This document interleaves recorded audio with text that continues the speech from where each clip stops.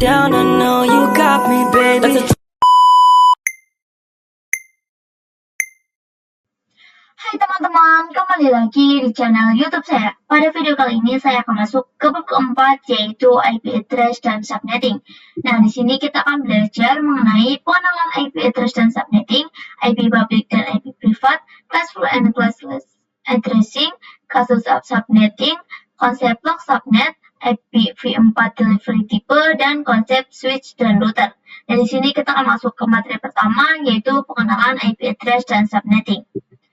Nah, jadi ketika suatu perangkat ingin terhubung ke perangkat lainnya, baik itu menggunakan wired ataupun wireless, tentu saja memerlukan identitas nama pada setiap perangkat. Nah, identitas tersebutlah yang dinamakan dengan IP address. Nah, jadi IP address itu digunakan sebagai nama di mana di beberapa device ini saling berkomunikasi, maka mereka membutuhkan yang namanya IP address. Jadi IP address itu dibagi menjadi dua, yaitu IPv4 dan IPv6. Di mana pada IPv4 terdapat 3 octet, di mana setiap octet terdiri dari 8 bit yang nantinya ketika dijumlahkan itu akan ada 36 bit. Nah, misalnya ada angka di outlet itu merupakan angka desimal dari 0 sampai 255, contohnya yaitu 192.168.1.1.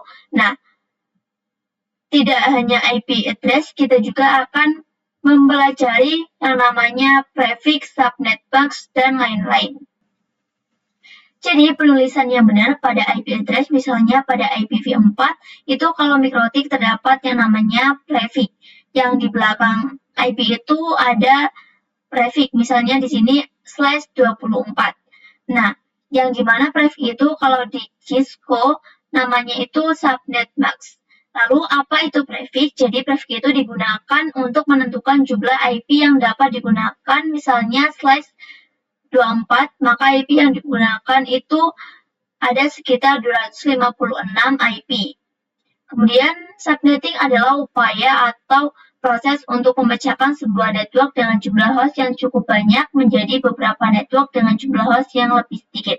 Nah, teknik subnetting membuat skala jaringan lebih luas dan tidak dibatas oleh kelas-kelas IP, misalnya kelas A, kelas B, dan kelas C yang sudah diatur. Nah, jadi subnetting itu secara singkat itu menentukan jumlah prefix yang digunakan. Selanjutnya kita akan masuk ke materi kedua, yaitu IP public dan IP privat. Nah, jadi di sini kita akan berfokus terlebih dahulu ke IPv4. Nah, jadi IPv4 itu terbagi menjadi dua, yaitu IP public dan IP privat. Jadi sebelumnya bahwa IPv4 itu terdiri dari 4 outlet yang setiap outletnya itu memiliki angka desimal dari 0 sampai 255. Nah, jadi singkatan IP public merupakan IP yang digunakan di internet dan bisa diakses dari mana saja. Jadi misalkan kalian mengakses facebook.com, youtube.com, dan lain-lain, maka mereka secara tidak sadar itu kalian sedang mengakses IP publik masing-masing yang dimiliki oleh mereka. Nah, jadi ketika pengguna menggunakan device yang terkoneksi internet, baik HP maupun yang lainnya, maka mereka itu sudah terkoneksi IP publik dari suatu website. Nah, alamat IP privat biasa digunakan di dalam jaringan lokal dan tidak dapat diakses langsung dari internet. Nah, ini adalah bagian penting dari konsep yang dikenal sebagai Network Address Translation atau NAT, yang memungkinkan beberapa perangkat dalam jaringan lokal menggunakan satu alamat IP publik tunggal untuk berkomunikasi dengan internet. Nah, jadi contohnya, jaringan lokal seperti lab sekolah, kantor, ataupun yang lainnya, IP privat itu terdiri dari 3 kelas, yaitu ada kelas A, B, dan C, di mana pada setiap kelas itu sudah memiliki rang IP dari berapa sampai berapa. Biasanya alamat IP seperti ini digunakan pada lab sekolah karena alamat IP ini tidak bisa langsung diakses oleh internet. Nah, konsep tersebut yang dinamakan NAT, yang merupakan perangkat menggunakan alat untuk mengakses internet, maka dari router akan menerjemahkan IP privat ke IP publik. Nah, jadi nantinya dari device akan terhubung ke switch, setelah itu ke router. Nah, dari router itu baru akan mengakses ke internet melalui ISP. Jadi ISP menyediakan layanan internet, jadi nanti konfigurasi NAT akan dilakukan di router agar seluruh device dapat mengakses internet. Selanjutnya kita masuk ke materi ketiga, yaitu classful dan classes addressing. Nah, jadi di sini IP address itu terbagi menjadi dua, ada IPv4 dan IPv6. Nah, kemudian pada IPv4 itu ada dua jenis, ada IP privat dan IP public. Yang dimana pada setiap IP dibagi pada beberapa kelas, ada kelas A, kelas B, kelas C, dan kelas D dan E. Untuk kelas D dan E itu tidak digunakan karena di dalam sebuah pengujian pada setiap kelas itu sudah ditentukan rank IP yang dapat digunakan. Kemudian di sini pada sebelah kanan ada bagian tabel pada IP privat, sama saja terdapat 3 kelas, yaitu kelas A, kelas B, dan kelas C. Tapi pada IP-nya ini lebih rinci. Nah, di sini terdapat prefix. Nah, jadi di sini prefix ini sama saja seperti subnet max, yaitu menentukan jumlah yang dapat digunakan.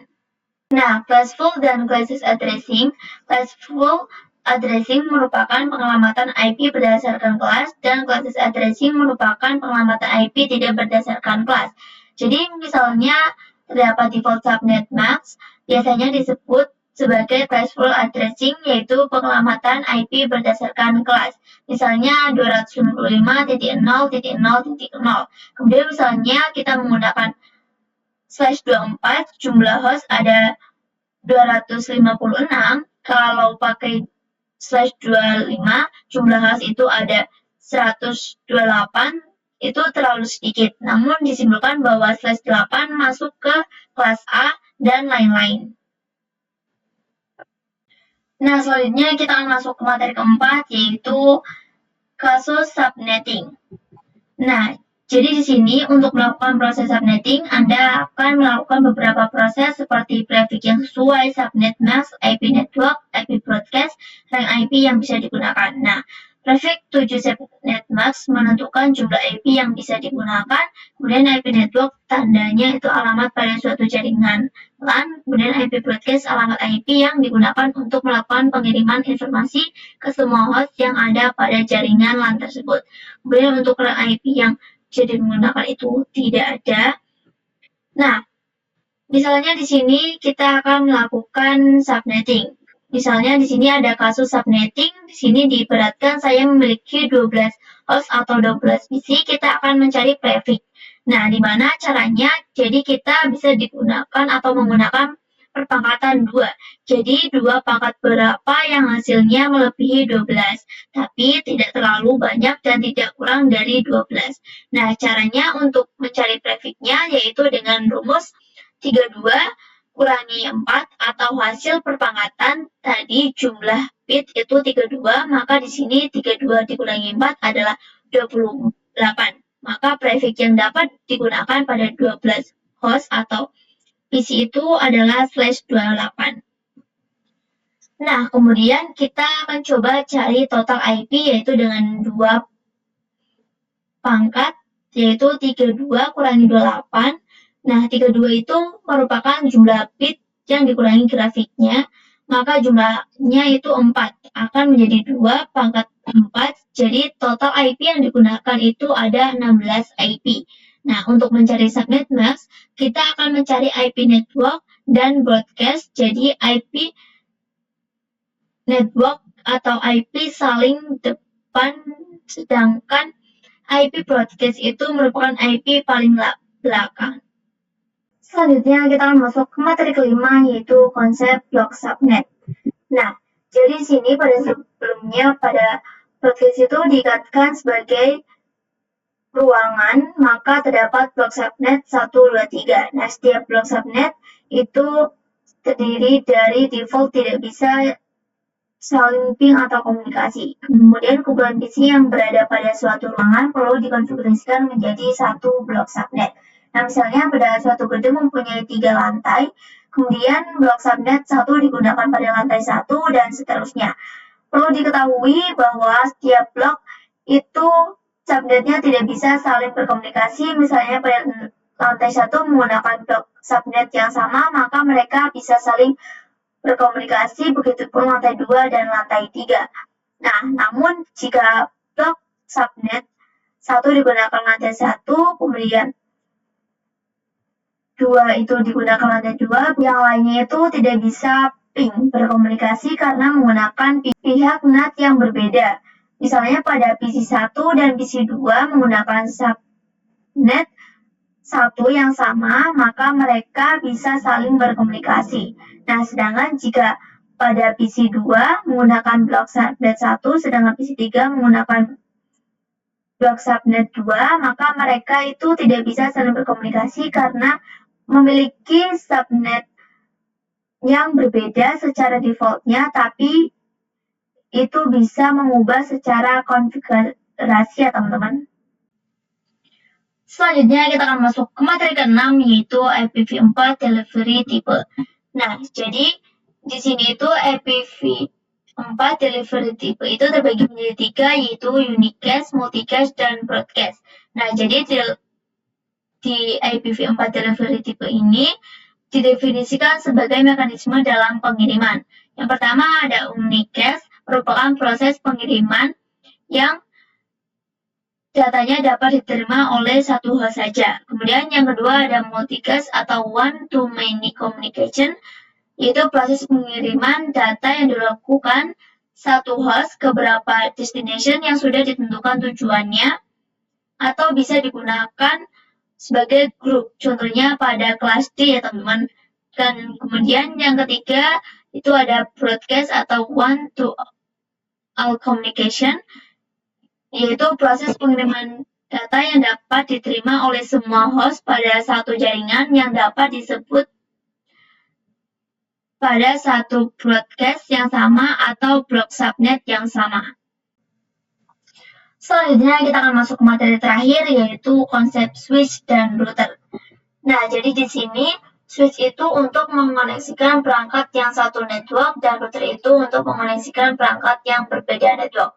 Nah, jadi misalnya di sini terdapat dua perangkat yang sama dalam blok subnet yang sama, padahal untuk menghubungkannya kita dapat menggunakan kabel maupun wireless seperti kabel UTP dan lainnya. Namun, bagaimana jika blok subnet yang sama tersebut terdapat beberapa perangkat? Nah, misalnya ada 2 perangkat atau 3 ataupun lebih, maka kita dapat menggunakan atau menghubungkannya itu dengan switch. Untuk jumlah port pada switch itu berbeda-beda. Ada yang 44 atau 48 dan lain-lain. Karena mereka berada pada blok subnet yang sama, maka agar terhubung menggunakan IP address pada blok subnet yang sama juga. Kemudian, misalnya pada blok subnet ini menggunakan blok subnet yang sama semua, misalnya ada blok subnet lagi yang menggunakan IP address pada program yang berbeda juga, maka secara default mereka tidak dapat terhubung atau berkomunikasi. Nah, kita bisa menggunakan dengan bantuan router yang nantinya dari router akan mengenalkan blok subnet 1 ataupun 2, begitupun sebaliknya. Nah, router itu yang juga akan mengenalkan dia mau kemana dan juga di mana. Sekian saja video kali ini, kurang lebihnya mohon maaf, selamat bertemu di video selanjutnya.